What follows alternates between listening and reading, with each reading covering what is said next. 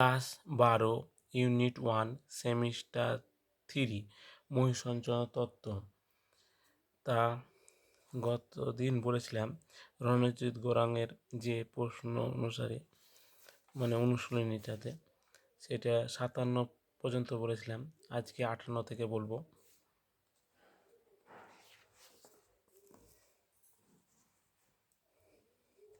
এক নম্বর প্রশ্ন, তেথিস এর নামকরণ করেন কে? অপশন এখানে কোনটি? A B C D. তাহলে উত্তরটা C, Taylor. Sorry, D, Suess. Suess বলেছিলেন। মহাদেশ সঞ্চালনে মিঠা জলের জীবাশ্ম হলো, মিঠা জলের জীবাশ্ম এখানে কোনটি? তাহলে মিঠা জলের জীবাশ্ম এখানে অপশন ডি, গাছ গ্লসপটারিস। তারপরে মহাদেশ সঞ্চালনে দুই আমেরিকা ড্যাশ দিকে সঞ্চালিত হয়, তাহলে কোন দিকে যাচ্ছে? তাহলে উত্তরটা বি, পশ্চিম দিকে।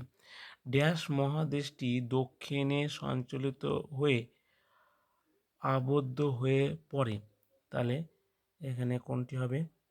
তা হচ্ছে 61টা সি, আন্টার্কটিকা।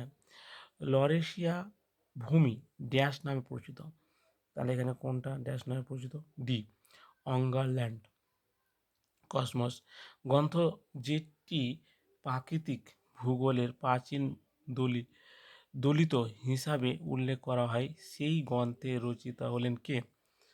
এখানে option A B C D, তাহলে উত্তর হচ্ছে বি, আলেকজান্ডার ভন হামবোল্ড। হামবোল্ডের প্রবক্তা হচ্ছে কসমস গ্রন্থটা। মাদাগাস্কার দ্বীপটি ড্যাশ ভূখণ্ড থেকে বিচ্ছিন্ন হয়ে সৃষ্টি, তাহলে এখানে কোনটা হতে পারে? 64 এ।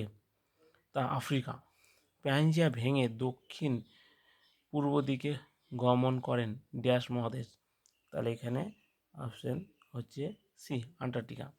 এবার যেগুলো আছে, এবার বিবৃতি কোনটা ঠিক হবে এটা বলতে হবে। তাহলে 66 এখানে বিবৃতি দেওয়া আছে যে আলফ্রেড ওয়েগনার মহিষঞ্চরণ মতবাদের প্রকাশের পর তা বিজ্ঞানী মহলে সঙ্গে সঙ্গে সুগঠিত হয়েছে। কারণ ওয়েগনার মহাদেশগুলির সঞ্চালনের কারণ ব্যাখ্যা করো, তাহলে অপশন এ আর বি এর মধ্যে কোনটা হতে পারে, কোনটা ঠিক কোনটা ভুল হতে পারে? তাহলে এখানে 66 হচ্ছে ডি, এ সঠিক নয় কিন্তু বিটা ঠিক। এবার 67 নিচে একটা বিবৃতি দেওয়া আছে, দেখো। মহিষঞ্চলের মতবাদ অনুযায়ী পৃথিবীর সকল মহাদেশ একসাথে অবস্থান করত, যা হলো প্যানজিয়া। বিবৃতি আন্টার্কটিকায় দুই পাশে মহাদেশগুলি জোড়া লাগা বা জিগসোফিট মহিষঞ্চল সপক্ষে বলিষ্ঠ প্রমাণ। তাহলে এখানে 67টির মধ্যে 67টির কোনটা হবে? তাহলে এখানে দেখো